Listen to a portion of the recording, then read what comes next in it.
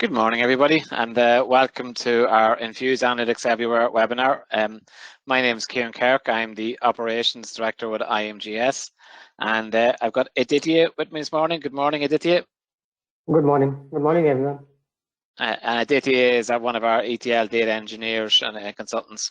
So we're just about ready to get going. We're going to talk about how you can, the latest release of Sisense and how Sisense are powering analytics everywhere. So Sisense is part of our IMGS data intelligence platform. So with it, we have Talent as our data fabric for data integration, data ingestion, and data governance. We have Snowflake Data Cloud for storing the data and also access to third-party data now with the latest version of Data Cloud. And Sisense is our visualization business intelligence platform, which we're going to discuss this morning. So what we're seeing is in the industry is 92% of organizations are increasing their data investment. So they're increasing the money they spend on data analysis, data management, and they're seeing big improvements by doing that. So by increasing their data investment, they can have a 22 times bigger chance of holding on to their customers and a 6 times bigger chance of gaining new customers. So it's a really important thing for organizations to be data aware and data ready. And over the years, people have been on the path to becoming data focused. There have been a number of kind of iterations. Initially, it was around the area of people, process, and technology. So mapping the processes and the IT systems to the people and what they're doing, and creating some systems and reports along that area. Then over the next few years, we saw data democratization where more and more people were getting access to data. So we're seeing dynamic dashboards being available to more and more people across the organization, and the start of self-service analytics. But now we're into the whole area and the whole big buzzword of digital transformation. Now, in digital transformation, it's not just everybody getting access to the information, but what you really want to be able to see is that it's not just a modernization of platforms. It's not just change for change's sake. That there is real process change. There's real business improvement happening with the organizations during this digital transformation projects. And actually, most projects are failing to meet those expectations. 80% of analytics projects fail. They fail because of poor adoption. People don't adopt the analytics. They've got these great dashboards, but nobody uses them because they're disjointed, because they're in separate systems, and they're not really part of their day-to-day flow. And as I mentioned already, 90% of digital transformation strategies modernize platforms, but don't transform really, don't change the business process. So that means that these projects don't get to the direction that they're supposed to be getting and don't make the impact that they want. We've seen over the last few years a change in the analytics industry. So the original analytics was about giving decision makers the ability to go beyond simple intuition. So being able, at that point, it was creating static reports. We were seeing the first data warehouses, but it was really slow times to insight due to data quality and data accessibility issues. The second generation of analytics was the big data era, which we're now kind of leaving and have been in for the last few years. In there, we were seeing new data storage and data sources. We were seeing the evolution of data scientists. And then the provision of dynamic dashboards, where the time to insight was decreasing, and they've been able to consume more and more information. But the next generation of analytics, which will help data-driven organizations, are we concerned around data-enriched offerings, where you're seeing data as a service, where we're also now seeing more and more where analytics are being provided to end customers. So organizations are showing their analytics to their own customers to add value to products or to help their customers make decisions. And we're seeing now the big push is embedded analytics. So not just having a standalone dashboard, having the analytic in your customer app or in your enterprise, but the user doesn't have to jump from one system to the other. That is where the next generation analytics will be, and that's where how organizations will become truly data-driven. And that's why we talk about infusing analytics everywhere. An organization that has done this is NASDAQ. So NASDAQ can achieve, NASDAQ, as we know, they're the stock market, and they have their own stock market or stock exchange software.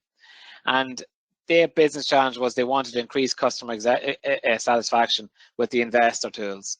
So the NASDAQ platform is used by their customers to analyze the market, make decisions, and of course these decisions have to be made quickly because the stock markets move really, really quick. So NASDAQ were able to white label Sisense as part of their solution to help deliver intelligence to their customers.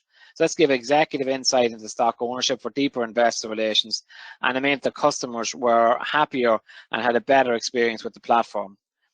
NASDAQ, by doing this, by embedding the analytics into the platform, were able to achieve a 10 times performance boost. And then naturally, in the stock industry, that's a huge saving. So the difference we see with analytics everywhere is you have to go beyond the dashboard to intelligence infusion.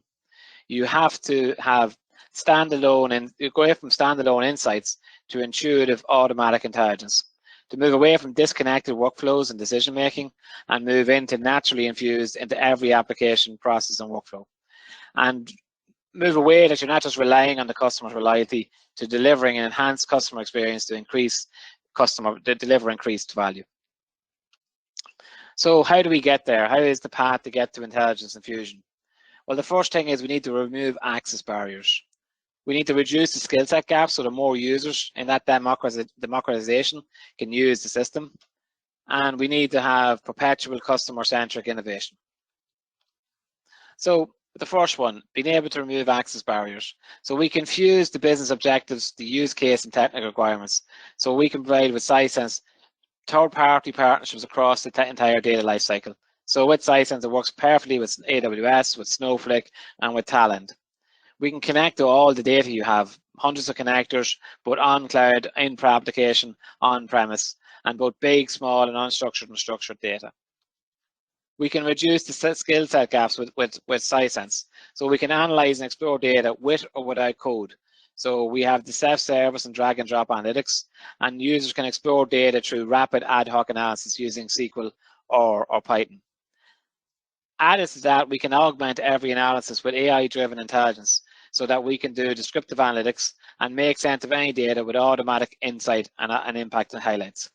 And you'll see some of this morning with Sisense Demo, where we can use AI to get at the information quickly by asking simple questions using natural language querying, but also to be given an explanation of the chart in simple text that anybody can read. And then it's about perpetual innovation, being able to take the actionable intelligence to the right place and at the right time every time, so that we can embed the visualizations directly into applications, empower users to take action, and automate multiple steps in a workflow so that you can create differentiated products and drive deeper customer engagement. So Sisense Fusion is the AI-driven platform for infusing analytics everywhere. And it has two various options. One is embed analytics for your customers, where you can differentiate your product, create new revenue streams, and empower your end customers with embedded AI. Or the other is the internal analytics for your business, where we can drive better decision-making by infusing intelligence into business applications, workflows, and processes, wherever your teams spend their time. So at this point, I'm going to hand over to Aditya, who's going to give a demonstration of the latest enhancements that's coming from Sisense. Thank you, just make you presenter. Yeah, there you go. You should be presenter now, Aditya. Yeah. I am. I hope you can see my screen. Yes. Yeah. Okay. See it. Yeah. Thank you. So, once again, good morning, everyone, and I'll keep it short and brief. What I'm going to show you is a Sisense dashboard, and we'll see how we build analytics and visualize it through KPIs and dashboard. And then I'll quickly touch base upon how we can infuse them into whatever applications or websites that we have. So that infusing part I'll talk about after some time. So let's log in. So first of all, what you're seeing is that I'm using the Sisense hosted cloud version. So the application is in cloud. We don't have to worry about the infrastructure and underlying network. But what we can do is just go on a website, basically log in through a web browser and start bringing our data and analyzing it and infusing analytics. So once you log in, what you see is You can see that there are 4 tabs: data, analytics, pulse, and admin. And based on the access and rights you have, you might have visibility to one or all of them. To start with, analytics tab is where where we can create and have access to all our reports and dashboards. So I'll start with a dashboard that I created, and it's a sales and revenue data for Adventure Works company. Now the company is fictitious, but the underlying data and architecture is basically the mimic from the real world enterprise data that we have. And what we have is this dashboard has KPIs and visualizations about how good we are doing in terms of sales and revenue throughout the period, right? So we can see that different KPIs, we have revenues, discounts, offers, amount of goods sold, etc. Then these are the widgets that we can bring in, and basically slice and dice our data based on different dimensions. So we have revenue by region, revenue by product category, and whether individual who bought them or the partner store that have sold them, and then the trends. So that's all pretty well and good. We can drill down. Since our data model, all the data is all linked. So if I click on a particular measure or a member, that same filter applies to all other widgets so that we can analyze what's happening in that particular say slice or dissection of our cube, right? But what interestingly I'm going to basically talk about is the embedded AI and infused analytics features that we have within this dashboard.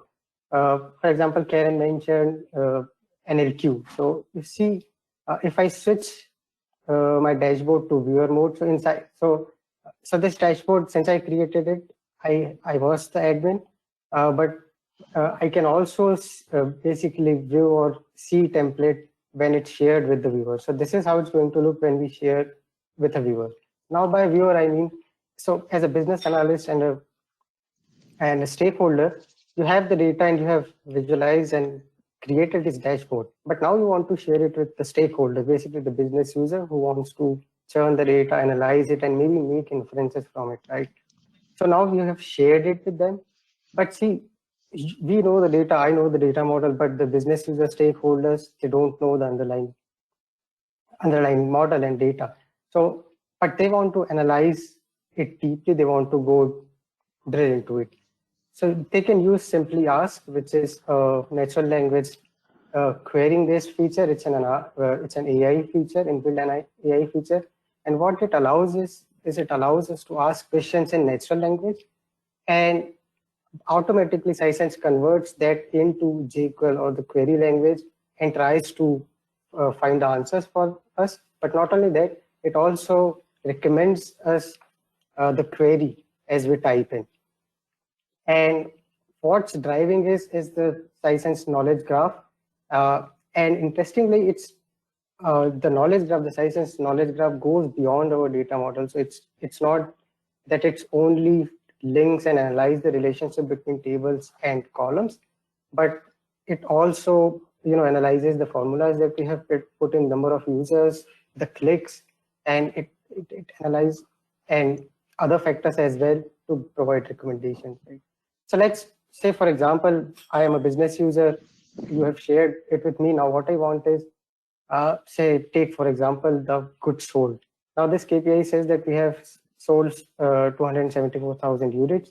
But say I want to find out which product category or which product we sold most. So I might not find it in the dashboard, right?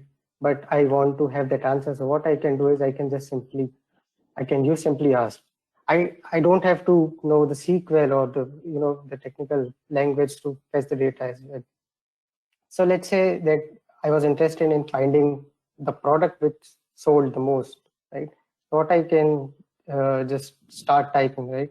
Say I want to find out top one.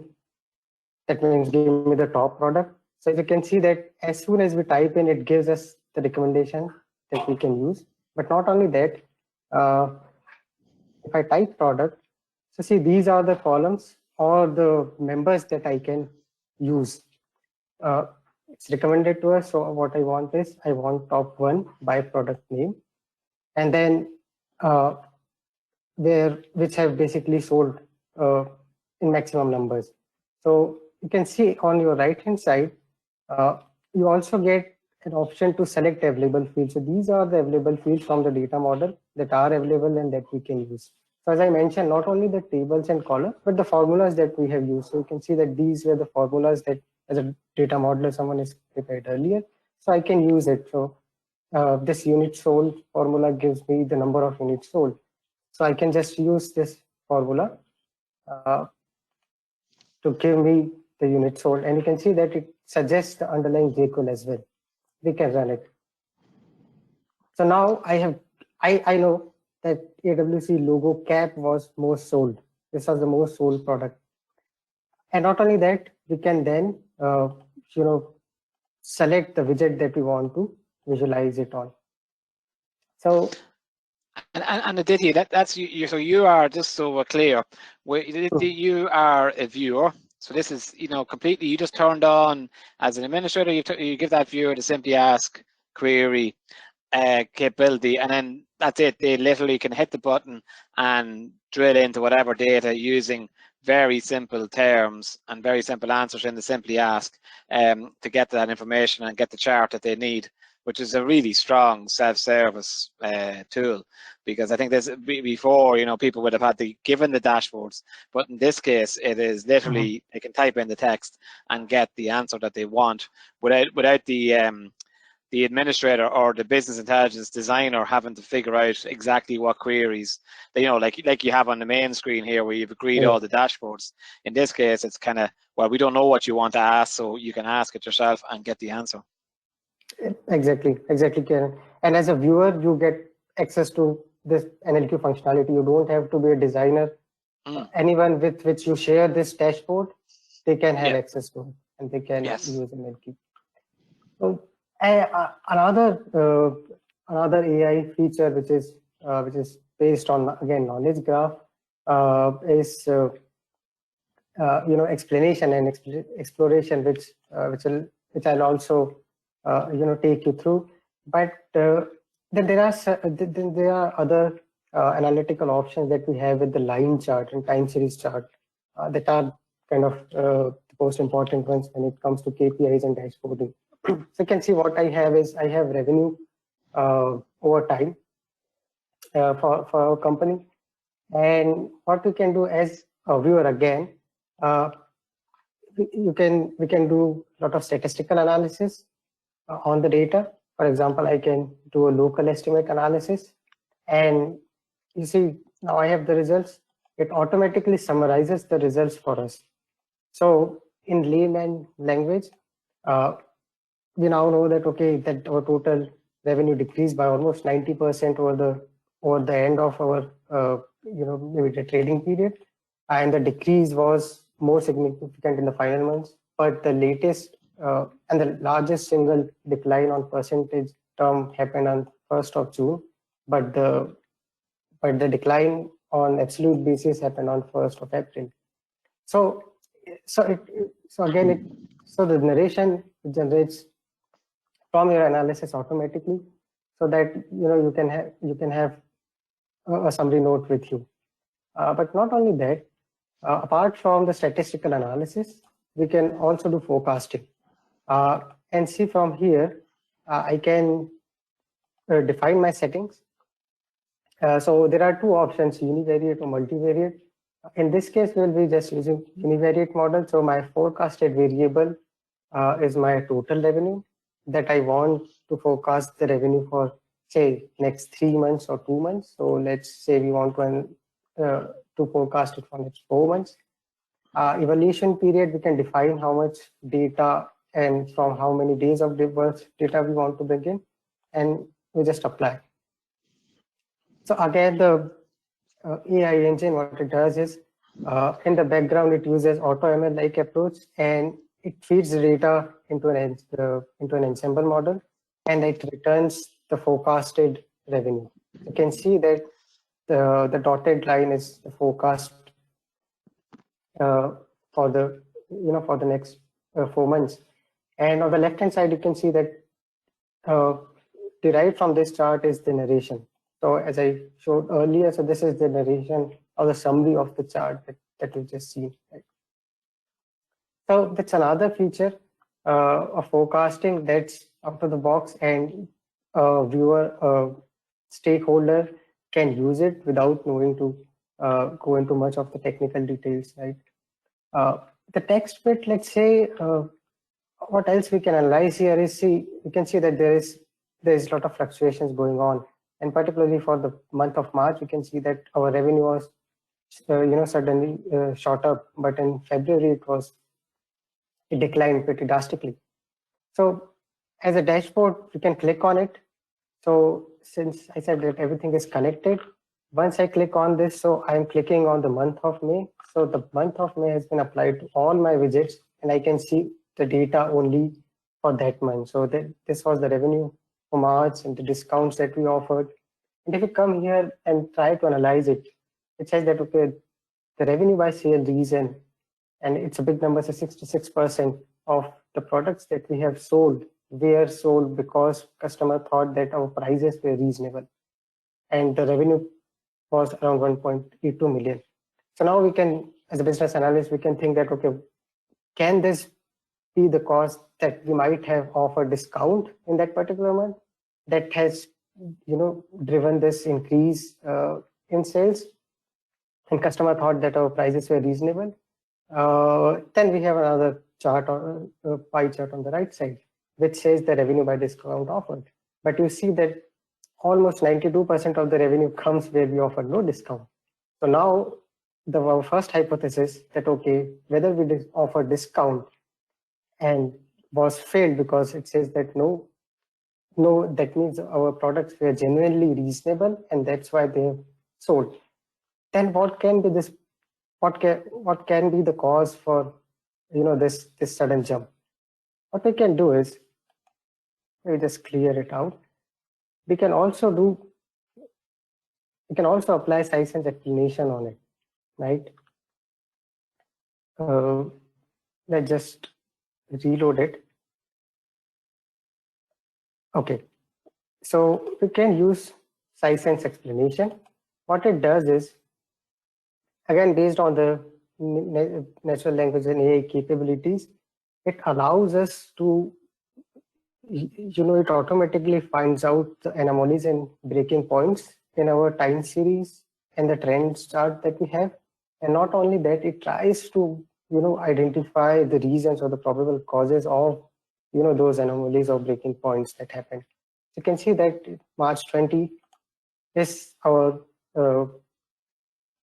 concerning month. And when I click on it, you can see that you get an observed explanation and the possible cause for that explanation. So if you can see, when we compare March 20th revenue with the last one, that is Feb 20, so you can see that 440% is the increase in the total revenue. And what the system or the AI engine has analyzed is that this increase can mostly be explained by the product category components. Now, product category is my dimension and component is a member. So from the summary dashboard, we couldn't identify it, but from this result, we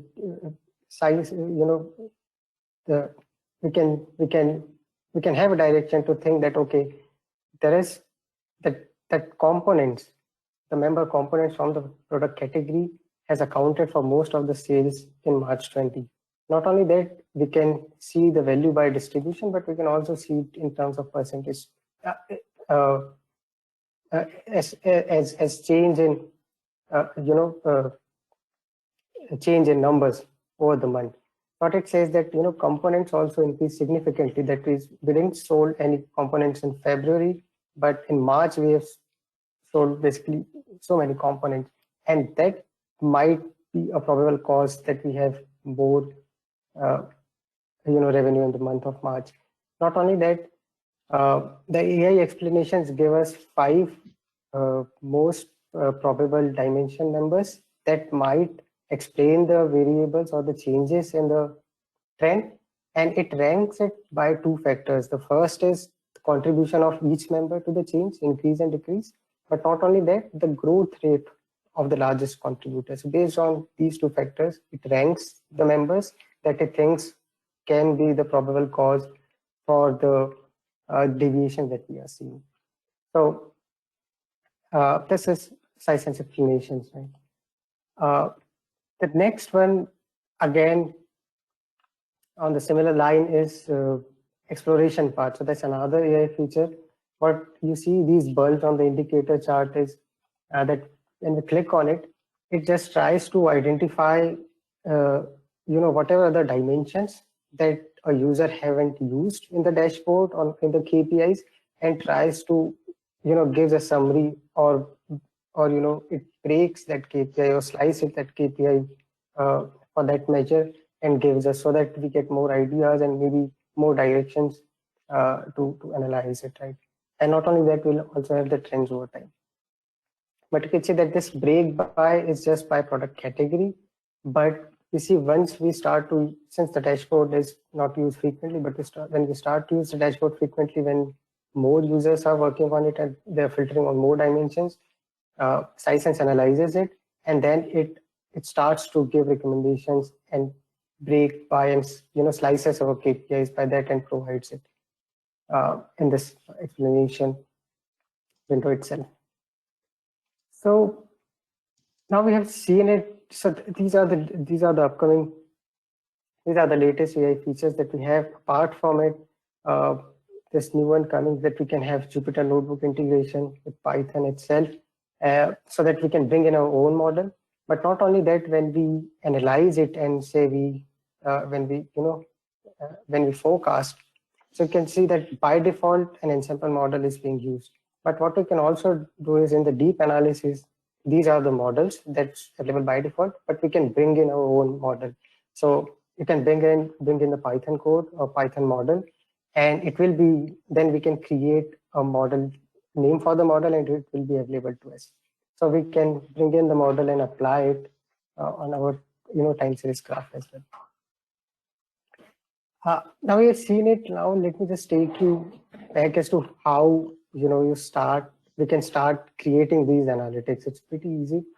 So we call them widgets, and widgets have your KPIs or the measures, right? From the data tab, the idea is to get the data, so that we start visualizing them. And let me just filter it out by created value. So in data, there are two options to bring the data in. First one is using Elastic Cube. Now Elastic Cube, that means you will bring the data into Sisense environment and we store it in Sisense itself. Or we can use the live model. In live model, what we do is, although we build the schema, we develop our model into Sisense, but we fetch the data live from our source connection. Let's start with Elastic Cube. Let's give it a name, say my sales Elastic Cube. And here we can bring in the data. You can see that there are different connectors available to us, but these are not all. Sisense can almost connect to every data source. If it's not available, there is a huge repository of JDBC connectors that we can just plug and start using them.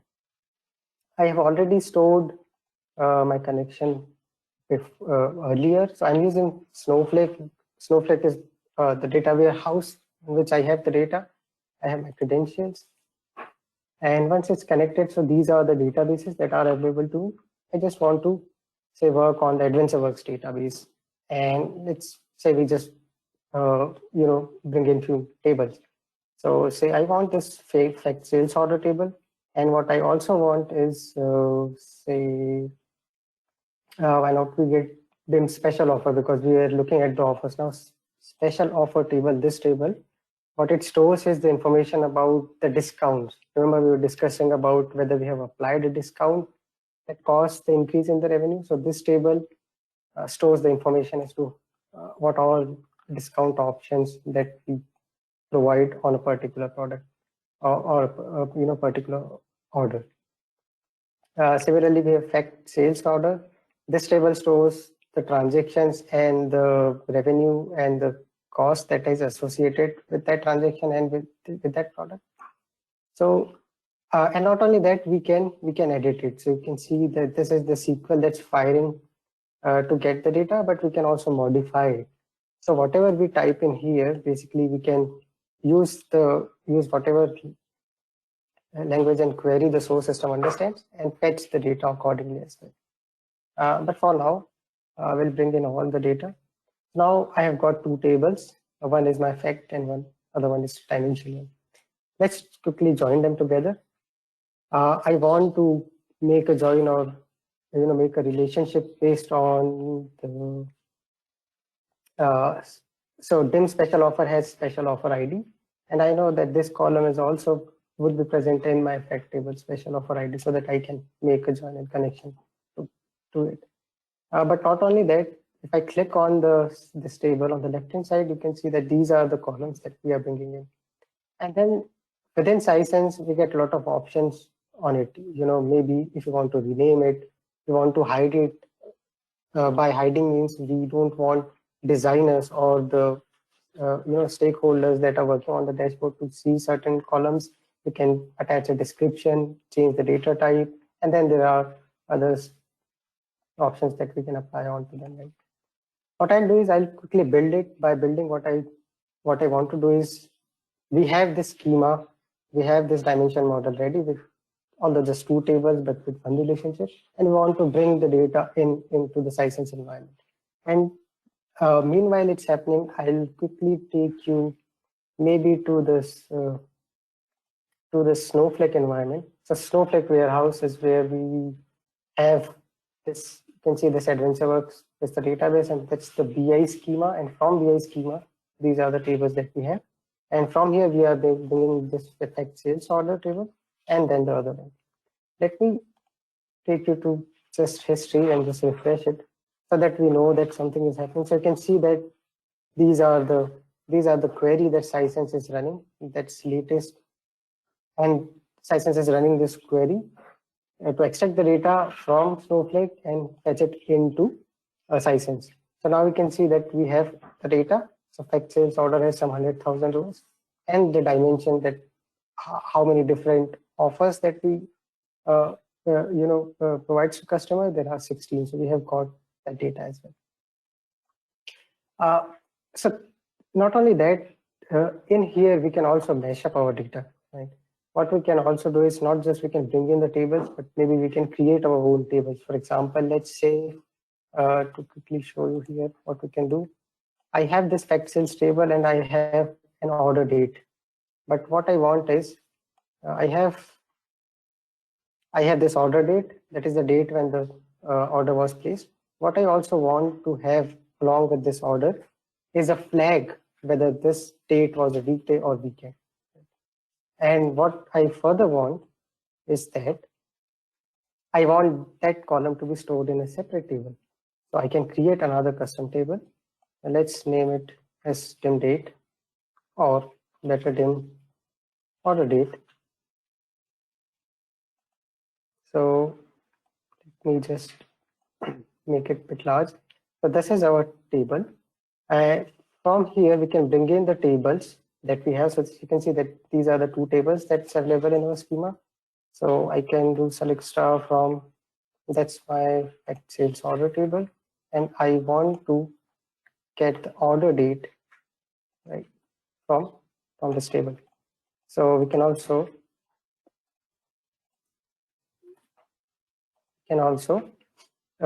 review the data, right? So what I'm trying to do here is, now we have the order date, but what we want is, since it's our dimension, we just want distinct order date. But not only that, I also wanted to have another column which will tell me whether it was a weekday or a weekend. So how I can do it is, you can see that to mesh up the data, we have a lot of different functions available to us as well. And some of them are from date and time. So let's say what I want is that I'll apply a case function. Now this this mashup window uses ANSI SQL. So we can use almost all the syntax from ANSI SQL to formulate our queries, right?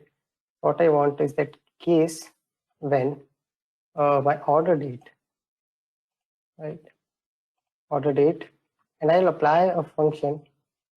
See, we have a day of week. So what it gives is if we put the date into this function, it will return whether the date is a weekday or weekend as an integer from 1 to 7. So what I'll do is I can just quickly apply the function here. So now I know that case when this day of week, that is if it's greater than 5, then I know that it's a weekend, right? Weekend, else I know it's a weekday.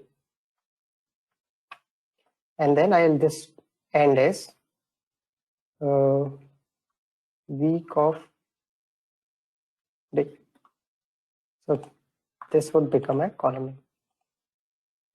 We can preview it. So now what we should have is another column with a flag which tells us that okay, 31st of May was weekday, and 3rd of 6th of March was weekend.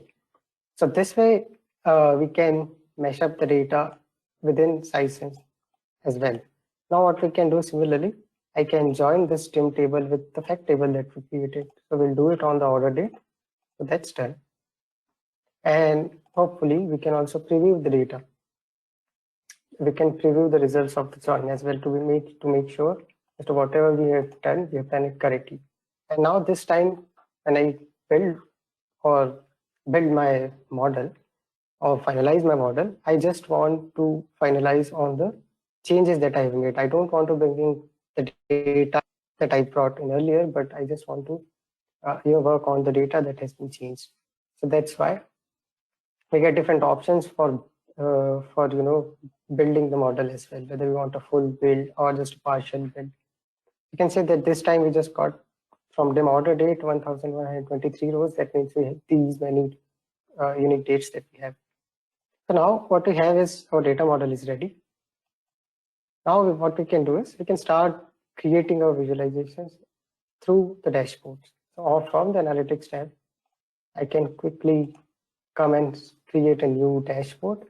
This is the Elastic Cube that we're working on. So it's my sales Elastic Cube, and the dashboard, let's say my sales dashboard.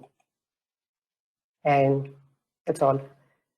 In here, again, to create a widget, it asks us to add the data. And these are the columns from the tables that are available to us, right?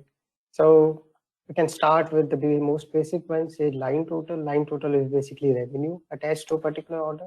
As soon as you do it, Sisense automatically recommends a widget that it thinks would suit it, right? But let's say rather than doing that, we'll just go into the advanced configuration.